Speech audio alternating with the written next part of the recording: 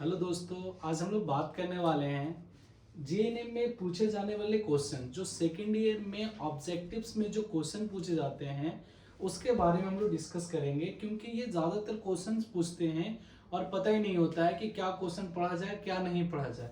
तो उसके लिए मैंने यहाँ पर एक छोटा सा फॉर्मेट बनाया है जहाँ पर आप लोग आराम से, आप अगर पढ़ेंगे तो आप आराम से एग्जाम में आंसर कर पाएंगे। तो स्टेप बाय स्टेप हम लोग देखेंगे वन बाय वन। तो सबसे पहला है, देखते हैं, यहाँ पे लिखा हुआ है emetic hydrochloric drug is use for the treatment of. ये जो दवाइयाँ होती है, जैसे किस बीमारी के लिए हम इस्तेमाल करेंगे, ये जो दवाई होता है वो बेसिकली पेप्टिक अल्सर होता है, उसके लिए इस्तेमाल करेंगे। इमेटिक का मतलब ही होता है, इमेसिस का मतलब ही होता है वोमिटिंग, और उसके साथ हाइड्रोक्लोरिक है। दैट मीन्स HCl से हमारे बॉडी से जहाँ बाहर निकल रहा है उसको कम करने के लिए हम जो दवाई देंगे उसको बोलते हैं। और वो होता कब है? जब पेप्टिक अल्सर होता है। पेप्टिक अल्सर दो तरह के होते हैं, एक गैस्ट्रिक अल्सर होता है और दूसरा ड्यूडेनल अल्सर होता है। ड्यूडेनल अल्सर होता है। अब ये अल्सर जो होता है इसी में हाइड्रोक्लोरिक एसिड की मात्रा ज्यादा होती है, जिसकी वजह से जो स्टमक का वॉल है, म्यूकस लेयर है, वो टूटना चालू हो जाता है। नेक्स्ट क्वेश्चन, कोलेसिस्टोमी दैट मीन्स क्या होता है? जिस वर्ड के साथ टोमी लग जाए दैट मीन्स उस बॉडी को पार्ट से निकाल देना, उस पार्ट को बॉडी से निकाल देना है। तो वैसी स्थिति में जहां पर भी टोमी वर्ड लग जाए, लेकिन किसके लिए? कॉलेसिस दैट मीन्स गॉल ब्लैडर। जब हम गॉल ब्लैडर को बॉडी से निकाल देते हैं वैसी स्थिति में हम क्या बोलते हैं? एक स्पेसिफिक वर्ड होता है जिसका नाम होता है कॉलेसिस्टेक्टोमी। इसको बोलते हैं, that means removal of gall bladder. Gall bladder को बॉडी से बाहर निकाल दिया जाता है। दूसरा, इन्फ्लामेशन ऑफ वेन। वेन का जब इन्फ्लामेशन होता है उसको बेसिकली बर्जर डिजीज बोलते हैं। बर्जर डिजीज, इसमें इन्फ्लामेशन वेन में हो जाता है। और इन्फ्लामेशन का मतलब है 5 चीज होना जरूरी है। 5 चीज क्या रहेगा? सबसे पहला रेड, दूसरा स्वेलिंग, तीसरा पेन, चौथा हीट और पांचवा फंक्शन लॉस। ये 5 चीज रहेंगी तब हम इन्फ्लामेशन बोलेंगे, अन्यथा इन्फ्लामेशन नहीं बोलेंगे। और जहां पर भी इन्फ्लामेशन रहेगा उसके लिए हम लोग स्पेसिफिक वर्ड इस्तेमाल करते हैं जिसका नाम होता है आइटिस। जैसे फॉर एग्जांपल पेनक्रियाज का इन्फ्लामेशन हो गया तो पेनक्रिएटाइटिस। अगर कॉर्नर ऑफ माउथ का इन्फ्लामेशन हो गया तो क्या बोलेंगे? अस्टोमेटाइटिस। स्टमक का इन्फ्लामेशन हो गया तो क्या बोलेंगे? अस्टोमेटाइटिस। आइटिस हर वर्ड के साथ लग जाता है, दैट मीन्स उसके साथ इन्फ्लामेशन है। और इन्फ्लामेशन होने के बाद ये 5 चीजें रहेंगी उनके साथ। Next, inflammation of mammary gland. Mammary gland that means breast. जब ब्रेस्ट का इन्फ्लामेशन हो जाता है उसे हम लोग बोलते हैं मस्टाइटिस। नेक्स्ट है मैलिग्नेंसी। मैलिग्नेंसी कैंसर होता है। जहां पर वर्ड मैलिग्नेंसी लग जाए उसका मतलब होता है कैंसरस। और कैंसरस को हम ऐसे डायग्नोज नहीं करते हैं, उसके लिए बायोप्सी टेस्ट कराते हैं। जब भी बायोप्सी टेस्ट कराएंगे तभी हमको पता चलेगा कि पेशेंट को कैंसर है या फिर नहीं है। नेक्स्ट है mastectomy. Mastectomy that means mammary gland. Mammary gland को जब काट के हटा दिया गया है उसी को हम लोग बोलते हैं mastectomy. That means mastectomy is removal of mammary gland, या फिर आप लिख सकते हैं ब्रेस्ट या फिर मेमरी ग्लैंड। मेमरी ग्लैंड को ही दूसरा नाम देते हैं ब्रेस्ट, या फिर ब्रेस्ट को बोलते हैं mammary gland. Next, dapsone is used for. ये दवाई है, इसका इस्तेमाल ज्यादा कहां होता है? इसका जो इस्तेमाल होता है वो लेप्रोसी के केस में होता है।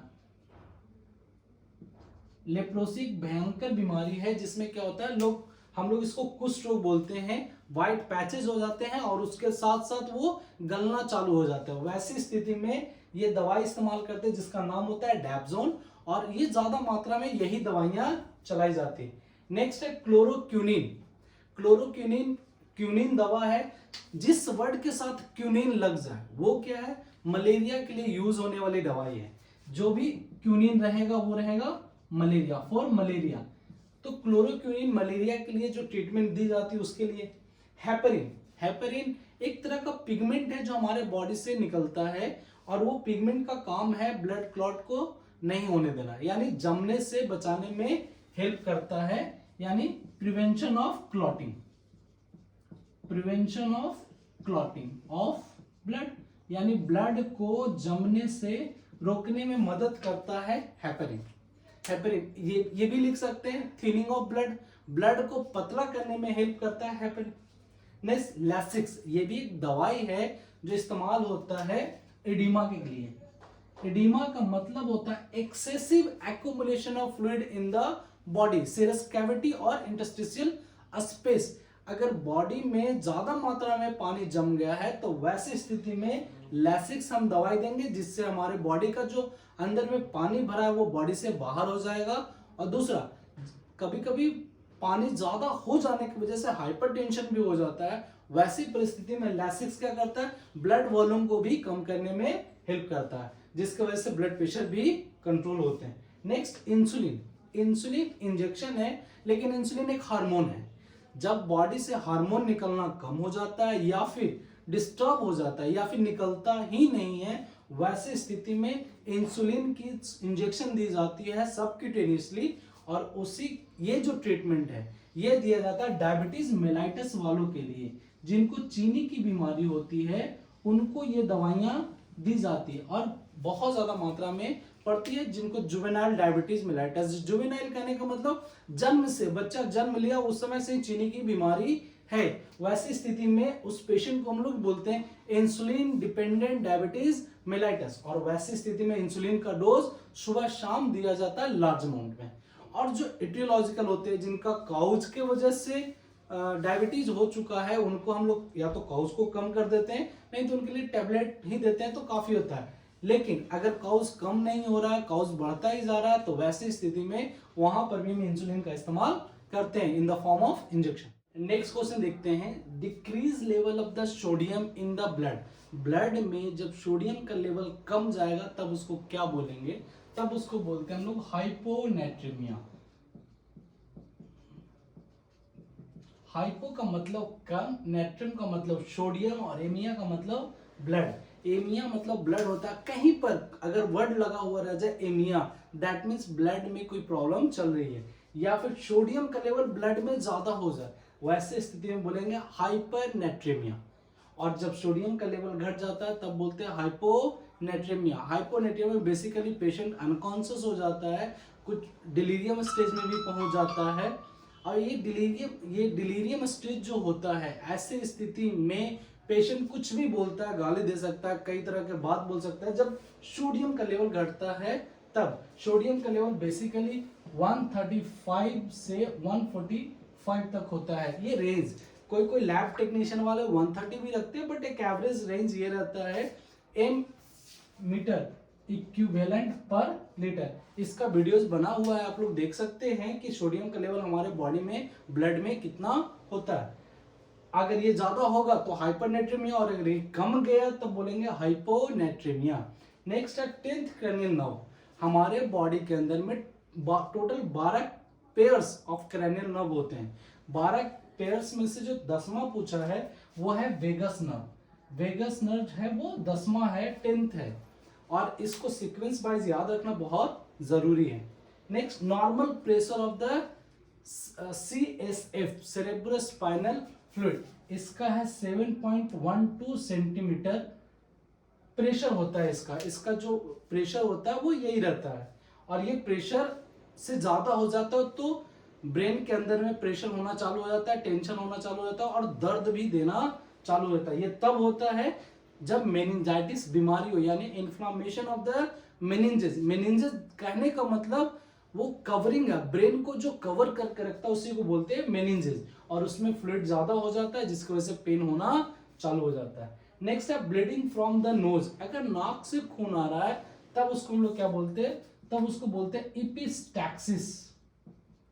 इपिस्टैक्सिस मतलब ब्लीडिंग फ्रॉम द नोज। ये किसी भी तरह से होता है, समर गर्मी का दिन आ रहा है तो गर्मी के दिनों में भी होता है, जिसको लोग बनवास फूटना कहते हैं, या फिर कोई मार दे या गिर जाए तब ये ब्लीडिंग होती है, और उस स्टेज को हम लोग बोलते हैं इपिस्टैक्सिस। नेक्स्ट है normal pH of blood. Blood, pH कहने का मतलब होता है partial pressure of the hydrogen, या फिर आप ये कह सकते हैं प्रेशर ऑफ द हाइड्रोजन, यानी हाइड्रोजन का क्या पार्शियल प्रेशर है उसके अनुसार। अगर ये कम हाइड्रोजन कंसंट्रेशन अगर ज्यादा है तो वैसे स्थिति में एसिडिक नेचर रहेगा, और कम रहेगा तो अल्कलाइन नेचर रहेगा। तो इस केस में जो पीएच मान होता है, ब्लड का जो पीएच मान होता है वो होता है 7.4। नेक्स्ट है isolate cells of Langerhans. Isolate कहने का मतलब पेनक्रियाज जो पार्ट्स होते हैं, पेनक्रियाज के हेड, नेक, बॉडी, टेल, ये 4 पोर्शन होते हैं। 4 पोर्शन में जो टेल वाला पोर्शन है वहां पर बहुत सारे सेल्स होते हैं, उसी सेल को बोलते हैं आइसोलेट सेल्स। और ये जो लैंगरहैंस है उसी सेल का पूरा नाम होता है आइसोलेट सेल ऑफ लैंगरहैंस। यहां से बेसिकली 4 तरह के सेल्स निकलते हैं, अल्फा, बीटा, डेल्टा और एफ सेल। और ये चारों में जो बीटा सेल होता है वहां से जो हार्मोन निकलता है वो इंसुलिन निकलता है, और इंसुलिन बेसिकली 80% तक निकलता है, चारों मतलब सबसे ज्यादा अमाउंट में निकलता है। इसलिए यहां पर जो आंसर होगा वो होगा इंसुलिन। इंसुलिन हार्मोन ज्यादा निकलता है इस वजह से। Next, inflammation of fallopian tube. Fallopian tube जो फीमेल रिप्रोडक्टिव ऑर्गन है उसका, उस ट्यूब में अगर इन्फ्लामेशन हो जाए तब उसको बोलते हैं सैल्पिंजाइटिस। सैल्पिंजाइटिस या that means inflammation of fallopian tube. आप यहां पर भी देख सकते हैं कि आइटिस वर्ड लगा हुआ है, आइटिस, ITIIS। तो ITIIS, ये जो आइटिस वर्ड होता है, ये जिस वर्ड के साथ लग जाए दैट मींस उस पार्ट का इन्फ्लामेशन हो गया। और मैंने आपको पहले ही बताया कि इन्फ्लामेशन में वो 5 चीजें रहेंगी। नेक्स्ट है इन्फ्लामेशन ऑफ लिप। जो होठ होता है अगर उसका इन्फ्लामेशन हो जाएगा तो क्या नाम देंगे, तब उसको बोलते हैं cheilitis. Next, loss of hair, बाल झड़ने चालू हो जाते हैं, बाल निकलने चालू हो गए, उसको बोलते हैं alopecia. Alopecia, alopecia that means hair fall, ज्यादा मात्रा में, कम मात्रा में, कई तरह के होते हैं एलोपेशिया, और वो हेयर फॉल हो रहे होते हैं, उसको हम लोग बोलते हैं एलोपेशिया। ऐसे ही इंफॉर्मेटिव वीडियो जानने के लिए चैनल को सब्सक्राइब करें और इस वीडियो को ज्यादा से ज्यादा शेयर करें।